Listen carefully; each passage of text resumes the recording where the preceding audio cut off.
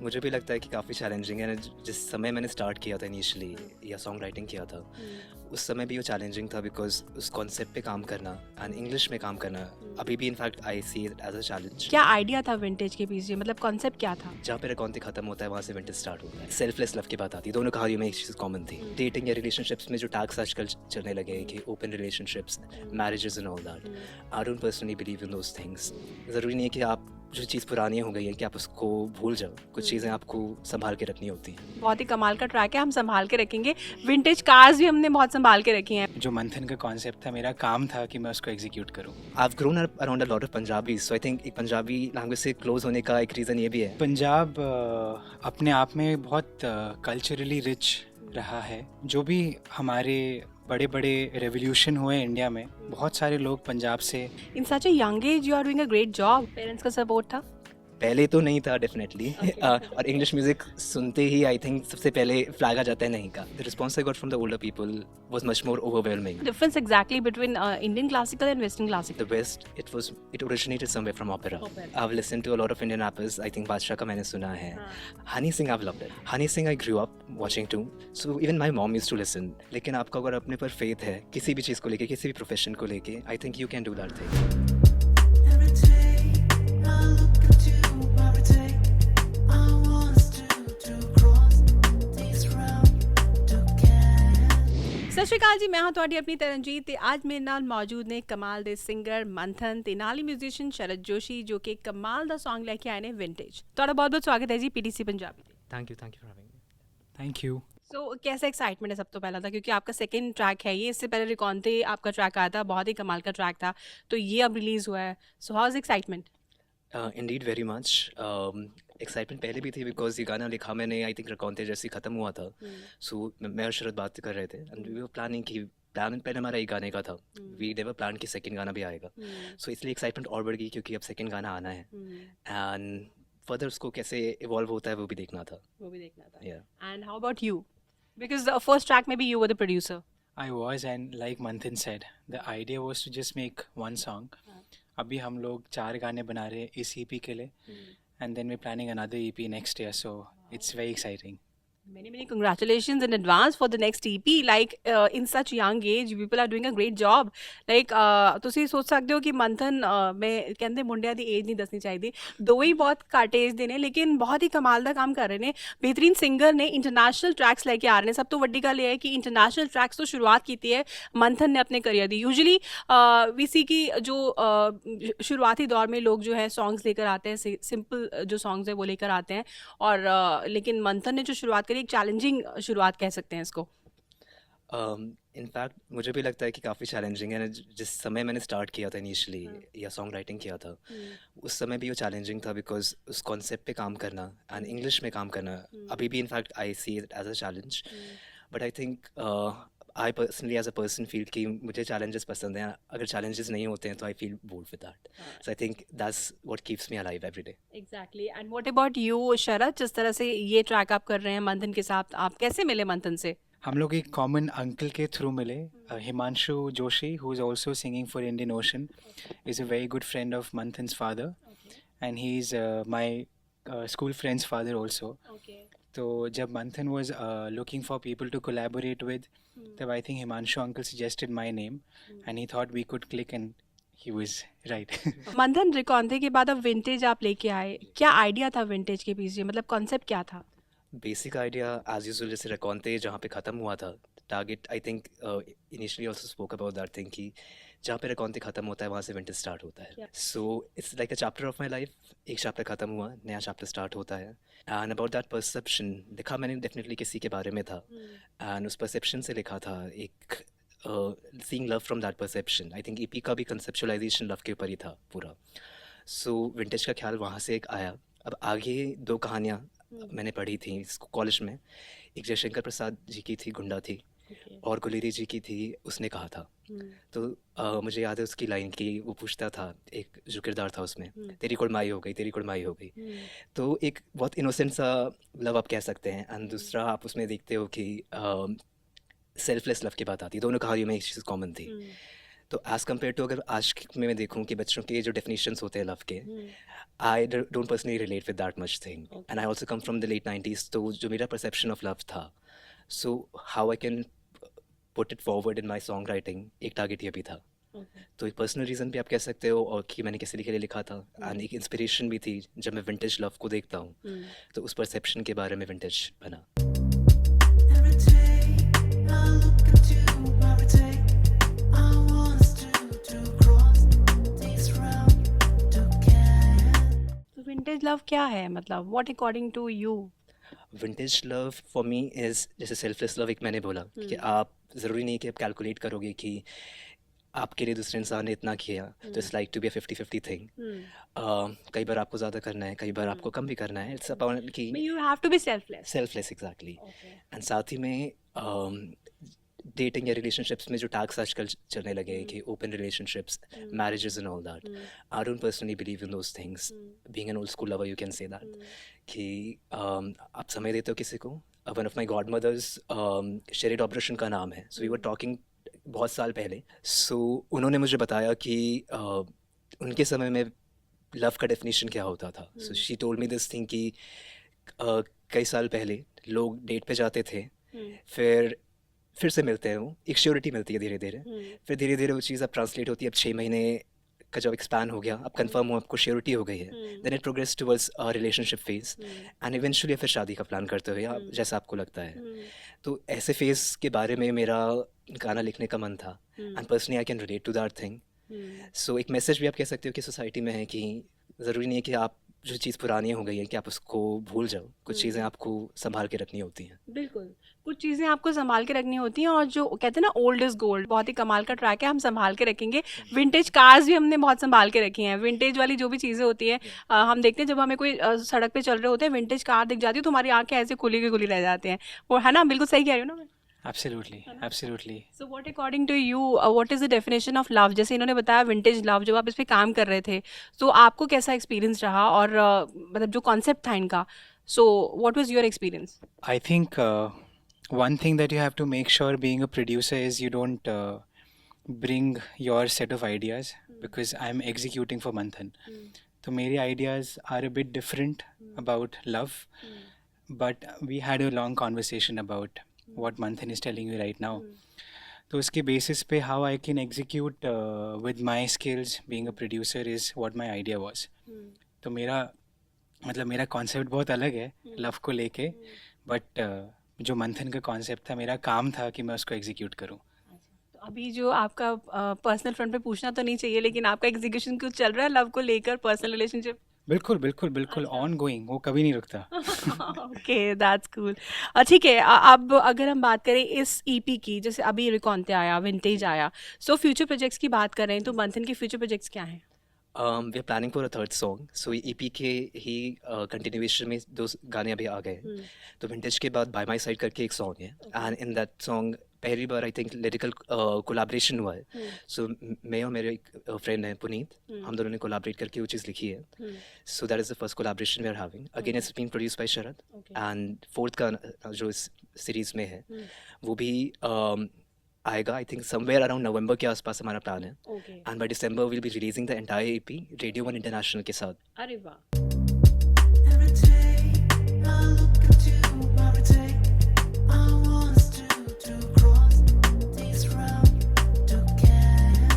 You're releasing the entire EP soon. Yes. So मंथन, जैसे vintage की हम बात कर रहे हैं, तो basically are you an international singer? आपके सारे सॉन्ग जो भी फर्स्ट ट्रैक देखा इंग्लिश का था, ये भी अब, तो इसमें कुछ पार्ट हिंदी का इंक्लूडेड होगा? जैसे हम देखते हैं कि हिंदी सॉन्ग्स में भी एक ज़रा सा रैप आ जाता है, कुछ आता है, तो हम मसाला उसमें होते हैं कि यार मिक्स है, बहुत मस्त सॉन्ग है ना, तो इसमें कुछ ऐसा होगा? फर्स्ट सॉन्ग में फ्रेंच का आपने हल्का सा ग्लिम्स देखा था, इसमें मेरा प्लान है थोड़ा सा हिंदी का, कुछ एलिमेंट्स ज़्यादा नहीं है, लेकिन एक कह सकते हैं कि एक पहल है थोड़ा सा हिंदी ब्लेंड करने के लिए। फ्यूचर प्रोजेक्ट्स में मुझे कोई बाउंडेशन नहीं है, सो हो सकता है कि हिंदी आपको और भी सुनने को मिले इंग्लिश के साथ साथ। सो फ्यूचर प्रोजेक्ट्स में प्लान ऐसा है कुछ मेरा कि Punjabi? Punjabi I love to do that. I mean Because I'm from a Punjabi channel, so I must ask this question, right? I've grown up around a lot of Punjabis, so I think एक Punjabi language से close होने का एक reason ये भी है। I was living in Dehradun, everybody around my friend circle, family members वो Punjabi people. So like language से मेरा कल्चरल कनेक्ट या आप कह सकते हैं पर्सनल कनेक्ट मेरा है. So I would love to do that. Great. And Sharad, आपसे पूछना चाहेंगे कि जैसे आप बहुत सारे प्रोजेक्ट्स पे पहले कर चुके हैं, मूवीज़, वेब सीरीज़ पे कर चुके हैं, एंड आपका एक और प्रोजेक्ट था गुरु तेग बहादुर जी के ऊपर, तो अभी फ्यूचर प्रोजेक्ट्स क्या हैं और पंजाबी से आप कैसे रिलेट करते हैं? जो पंजाबी म्यूज़िक, जैसे पंजाबी किसी सीरीज़ पे आप काम कर रहे हैं या फिर किसी प्रोजेक्ट पे काम कर रहे हैं, और इस तरह के बॉलीवुड या इंटरनेशनल पे काम कर रहे हैं, तो क्या डिफरेंस लगता है?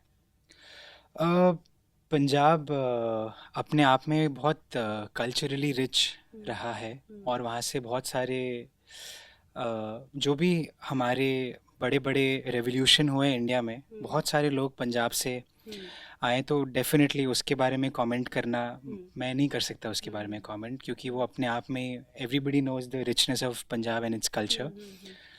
डिफरेंस यही है कि जो भी मैंने पंजाबी के ऊपर काम करा है, इट वाज वेरी कल्चरल. तो रिसेंटली मैंने एक साउंड इन लाइट शो करा था गुरु तेग बहादुर जी के ऊपर, और पंजाब अपने आप में बहुत ज़्यादा एक कल्चरली रिच स्टेट है, और उनका लीनेज भी बहुत ज़्यादा स्ट्रांग रहा है.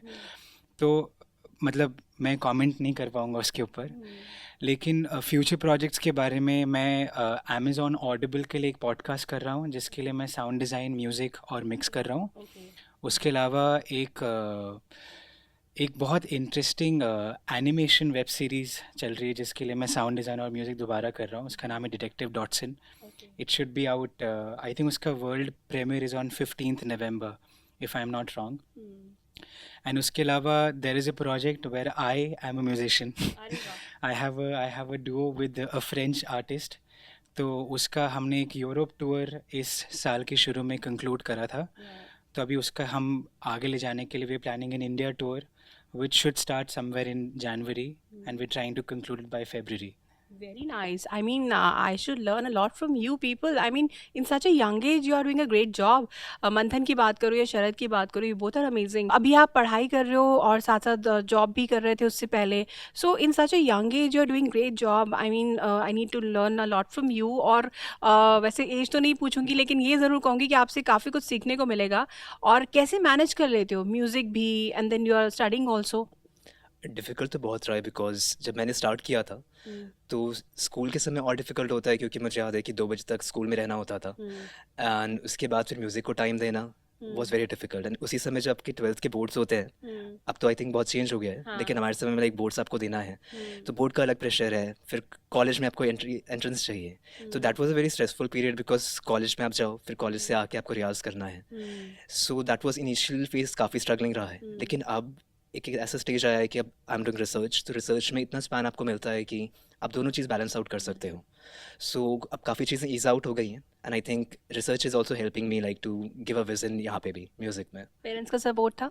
पहले तो नहीं था डेफिनेटली. और इंग्लिश म्यूज़िक सुनते ही आई थिंक सबसे पहले फ्लैग आ जाता है नहीं का. क्या कर रहे हैं यार, तो Yeah, कोई नहीं exactly. सुनता. My father, in fact, earlier his perception was कि why would I listen an English song from an Indian artist? Exactly. So ये perception उनका पहले था. Now he is the first person who is saying कि he is the one who said कि especially in India the consumer base for English song is also rising, and I think एक generation आ गई है, Gen Z जिन्हें बोलते हैं, जहाँ पे English का consumption बहुत ज़्यादा है. So I think एक parallel language बन चुकी है हमारी, and I think that's how they have been perceiving, my parents have been perceiving as well. So उनका support भी अब equally जैसे पहले नहीं था. अब I think they are very much excited, much more than me. बिल्कुल, you're absolutely right. I have seen young children, they are like crazy about BTS and all. वो कपड़े भी वैसे ही पहनते हैं, उनका स्टाइलिंग भी वैसे ही होता है. What about you, शरद? जिस तरीके से इन्होंने बताया है ना, इंग्लिश ट्रैक आप जब कर रहे थे, आपने तो हर लैंग्वेज में किया, तो आपका कैसा एक्सपीरियंस था, और what was the reaction of your parents? For this song, you mean? Otherwise also when you like you started working as a musician and you was like कि मुझे म्यूजिक में जाना है, तो पेरेंट्स का क्या सपोर्ट था पूरा? तो मेरा जर्नी थोड़ा डिफरेंट था, because I was singing with a couple of bands. I was doing a lot of live shows, and I was also earning money when I was in college. तो I think सबसे बड़ा concern parents का ये होता है safety and security in terms of financial freedom. तो because I was earning that kind of money at that point in time, they were convinced. जैसे कि आपने बताया कि जैसे आपके फादर का रिएक्शन था कि इंडियन ओरिजिन वाले सिंगर का मैं क्यों सुनूंगा इंटरनेशनल सॉन्ग ना, तो अभी आपको कैसा रिस्पॉन्स मिल रहा है ओवरऑल? सरप्राइजिंगली जनरली जब मैंने गाना लिखा था तो एक आप कह सकते हैं यूथ फेस का को रिप्रेजेंट करता है गाना, लेकिन मुझे ये लग रहा था हो सकता है कि ओल्डर ऑडियंस को उतना कनेक्ट नहीं करेगा, but I think the response I got from the older people was much more overwhelming. अरे वाह. सो जब मैंने कमेंट्स पढ़े या एज ग्रुप का आई थिंक आप स्टार्ट्स देख सकते हो, so I think older people are also listening to that track and उनका रिएक्शन काफ़ी अच्छा रहा. एंड आई थिंक कई जगह हमने कोलैबोरेशन भी किया है. I collaborated with the teacher of mind. She mention कि उनके लिए पर्सनली विंटेज लव का मतलब क्या है, एंड उन्हें अपने पुराने दिन याद आ गए. सो आई थिंक एक अचीवमेंट मेरे लिए वो था कि if somebody is able to relate with that and who is like from such a long time period back, उन्होंने एक्सपीरियंस वो चीज़ की थी एंड वो नई जनरेशन के गाने को सुन के भी वही एक्सपीरियंस एक्सपीरियंस ला सकते हैं. तो I think it's a very big achievement for the song. Very big achievement. और जिस तरह से आप बता रहे हो कि आप रियल लाइफ एक्सपीरियंसेस पे सॉन्ग बनाते हो ना, हम जैसे रिकॉन्ते था और ये भी आपने रियल स्टोरी पे, जैसे आपने जो लाइफ में एक्सपीरियंस किया उस पे, तो अपकमिंग जो ईपी अपकमिंग ट्रैक जो होंगे इस ईपी में वो भी ऐसा ही कुछ करने वाले हो आप? Third song I am not very sure कि it's entirely based on my personal life, but एक इमोशन आप कह सकते हो, बिकॉज जब पुनीत और हम दोनों मिलके गाना लिख रहे थे तो Who's हम Puneet? Puneet is the person who is working on this third track, so we are collaborated. Okay. So plan हमारा बहुत पहले से था collaboration का, but वो चीज़ हो नहीं पा रही थी. So he used to like write a lot of poetries. So एक emotion हमारे I think common emotion था कि how we can work upon that emotion and write something.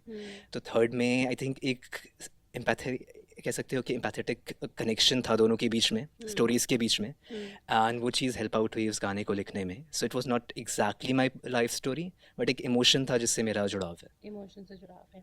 Okay. सो अगर मैं बात करूँ क्लासिकल म्यूज़िक की, तो अभी अगर मैं शरद से पूछूं और मंथन से पूछूं, आप दोनों में से क्लासिकल म्यूज़िक दोनों ने सीखा है? जी, मैंने बट इंडियन क्लासिकल वोकल्स में सीखा है और थोड़ा वेस्टर्न क्लासिकल स्टडी करा है पियानो में. And what about you? I've learned Western classical. Western classical. Exactly. So what is the difference exactly between Indian classical and Western classical? Exact difference. It's hard to define the differences, but जो मैंने Indian classical सीखा, I've learned the Indian classical of North India and also vocal में, क्योंकि India के जो classical music है वो भी डिवाइडेड है डांस में, थिएटर में और म्यूज़िक में, वोकल में भी. तो जो मैंने सीखा है vocally, I haven't learned Western classical music, so it'll be a bit I don't know, I won't be able to make the right differences or draw the right differences. लेकिन मुझे बस ऐसा लगता है कि जो जिस इंस्ट्रूमेंटेशन के थ्रू अप्रोच होता है वो music that is very different from the music that I am learning. So the music that I am learning, North Indian classical music is very vocal oriented, whereas जो classical music है वो वायलिन्स, वियोलास, चेलो, piano, इन सब के लिए at least लिखा गया था ओरिजिनली. अभी तो सारे लोग करते हैं, but for me that's the biggest difference. मंथन से पूछते हैं बिकॉज उन्होंने वेस्टर्न क्लासिकल ही सीखा है. तो मंथन, क्या वेस्टर्न क्लासिकल में क्या होता है? I think a lot of people had this perception initially कि it's entirely about hip hop. I think classical music पे ध्यान ज़्यादा लोगों का जाता नहीं है. So as Sharad said, I can't comment on the difference between Indian classical या उतना ज़्यादा because मेरी expertise उसमें नहीं है. But as he said कि instrumentation की जब बात आती है, so I think every instrument has a certain time period जब आप compose कर रहे हो या आप orchestral performance कर रहे हो. So I think Indian instruments या जो Western instruments हैं, एक point of difference वहाँ पे आता है. एंड बाकी I think depends upon the composition and style. I think आजकल इतना एक्वायरिंग ऑफ आर्ट फॉर्म हो रहा है कि आप हर जगह से एक्वायर करते हो. So there is no just one form of western, because when you talking about the West it can be entirely Europe, it can be US, and जहाँ जहाँ से इंस्ट्रूमेंट्स आए हैं. So it depends. I think it's much more like an amalgamation these days, which is working in Western. But classical आप critically देखोगे तो I think classical का जो notion बहुत पहले जाता है. It used to be opera. So I think opera का जो music होता था, as he mentioned कि theatre में, India में theatre का था. Similarly in the West, it originated somewhere from opera. Opera, okay. So opera का music धीरे धीरे revolutionize होता गया. I think Russian people have a lot of contribution in that. Europe से भी काफ़ी कंट्रीब्यूशन रहा है उसमें. So I think that was the origin for that. And I think बाकी तो जो टेक्निकलिटीज़ होती हैं, there is a slight bit of difference. Exactly. And बाकी I think a lot of people are using both western and Indian. People are using both. So opera से हम relate कर सकते हैं जो वेस्टर्न क्लासिकल की शुरुआत हुई, ओरिजिन जो हुआ.